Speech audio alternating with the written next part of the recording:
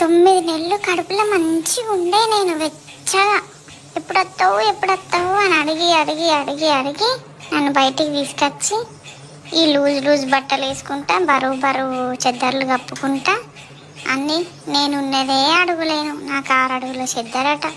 ఆ చెద్దరు అలకడదన్నా కప్పుతలేరు. మీద ఫ్యాన్ ఎత్తారు, కింద చెద్దరు కప్పుతారు. కనీసం ఈ కుళ్ళనన్నా మంచి గట్టిగా కడతారు అనుకుంటే అది లూజు చెవులకు మొత్తం చలి పెడుతుంది. ఇక నిద్రపోతలేడు అని అంటారు.